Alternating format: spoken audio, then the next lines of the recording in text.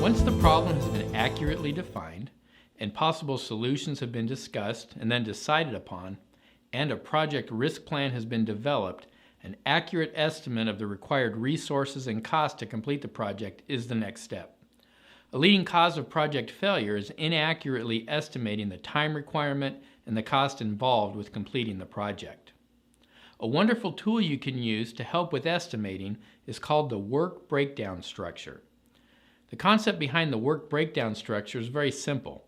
It requires you to break down complex tasks into smaller tasks until you reach a point where you can no longer subdivide these tasks. At this point, you'll have several smaller tasks that'll be easier to estimate the time requirement and the cost involved. The work breakdown structure helps you to see visually all of the components that make up the tasks that ultimately make up the entire project. Well, let's take a look at a simple example of how this might work. I want to use a simple example just to illustrate how the work breakdown structure works. So I'm going to use the project of cleaning my room. To clean my room, I might begin by picking up the clothes off the floor, and then I might vacuum the floor. And once I've vacuumed, I may decide to dust the furniture, and then I may decide to wash the windows and then wash the walls. These are all subtasks of cleaning my room. There are also smaller tasks that make up the subtasks.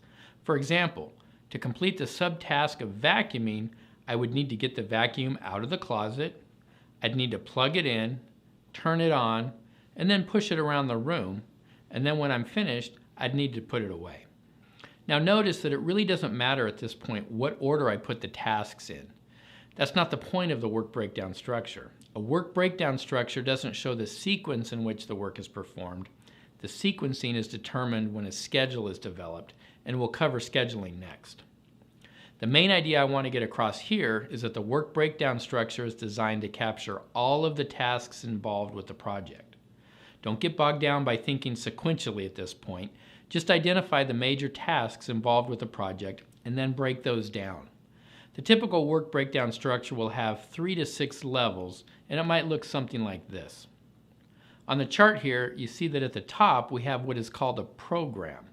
The program is one level above a project. A program, for example, would be the building of a water treatment plant, and that program would be made up of many different projects that have to be completed to complete the program. So the second level of our diagram would be the project, and then the project is made up of tasks, which would be the third level. And under tasks, we have subtasks, and then below that we have the work package, and below the work package, we would have the level of effort required to complete those work packages, and so on. So you can see that we're just breaking it down, and further breaking it down until we get to a point to where it can't be subdivided anymore. And you can break the project task down as far as you need to in order for you to be able to properly manage the task, to properly estimate the time required to complete the task, and to properly estimate the cost involved with completing the task. And again, some tasks will have multiple levels, while others will only have a single level. It just depends on what the task involves. There are some basic guidelines you should follow when developing your work breakdown structure. And these include, you stop breaking down work when you reach a low enough level to do an estimate of the desired accuracy. So if your schedule is broken up into days of work, then you should break down your tasks to a level that involves 1 day of work. If you're scheduling by the hour, then stop your breakdown when the tasks are in an hourly range. Secondly, involve those people who must do the work in the planning process. This should go without saying, but those involved with doing the work will have the best idea of what it'll take to complete the task, so be sure to get their input. Third, the work breakdown structure should be completed before the schedule. The work breakdown structure should always be developed before the schedule is worked out without trying to identify the sequence of activities. And then fourth, the work breakdown structure doesn't have to be symmetrical. Just because one task is broken down to level 6 doesn't mean that all tasks in the project have to go down to that level of detail. It's possible that some tasks will require very little breakdown, while others will require much more detail.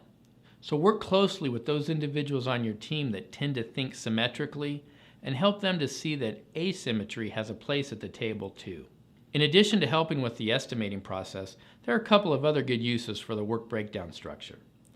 The work breakdown structure is a good way to visually show the scope of the project.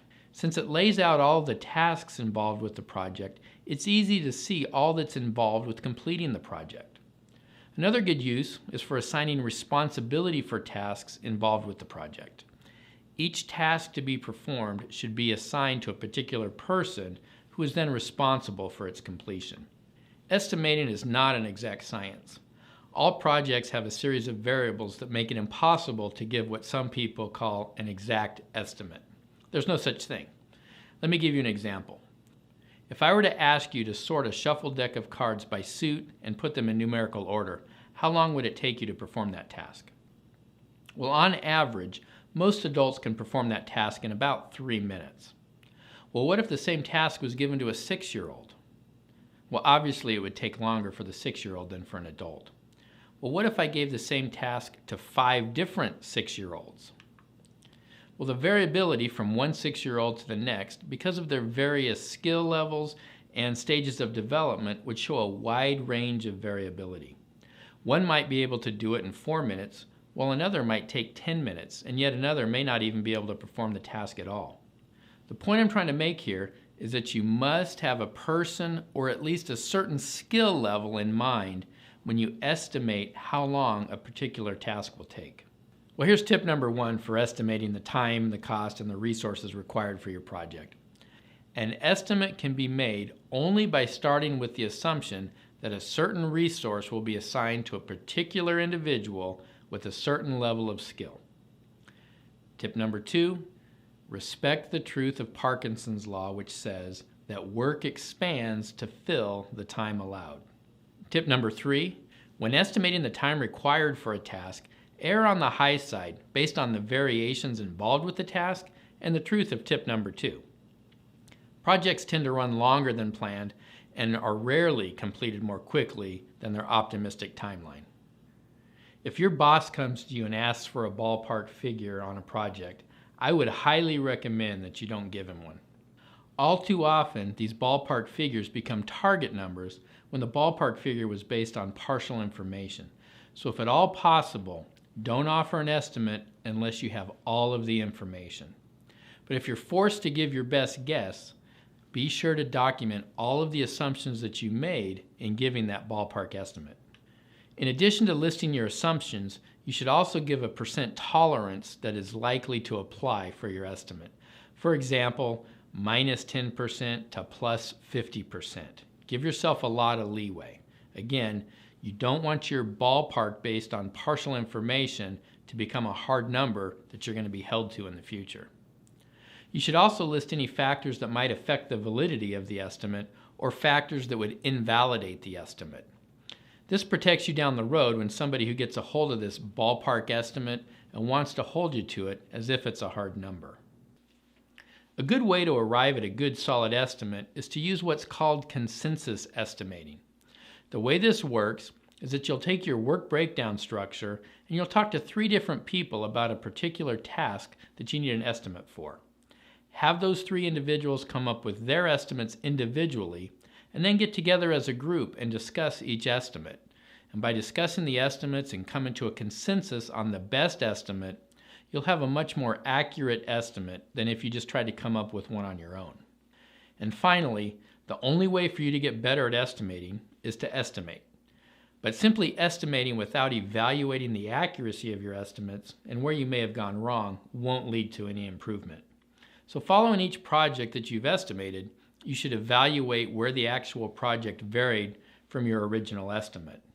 And you should identify why there was a variance and try to learn from that so that your future estimating becomes more accurate. A network diagram is a visual representation of the sequence in which work is performed. There are several different methods that can be used to create a network diagram, but for our purposes, we'll be looking at what's called an activity-on-node network. In this type of networking diagram, the boxes represent the work that is performed and the arrows show the sequence in which the work is performed. In this activity-on-node network diagram, activity A must be completed before activity B can begin. However, Activity C can start with Activity A and is scheduled to be completed by the end of Activity B, but before the start of Activity D. Well, once Activities A and B and C are completed, then Activity D can begin. This network diagram will help you to identify the critical path that the project must follow to be completed in the shortest period of time. The critical path is the longest path through a project network. It's called the critical path because it has no slack or no float within it. All the activities on the critical path must be completed as scheduled, or the end date will begin to slip. A 1-day delay in a task that's on the critical path translates into a 1-day delay of project completion.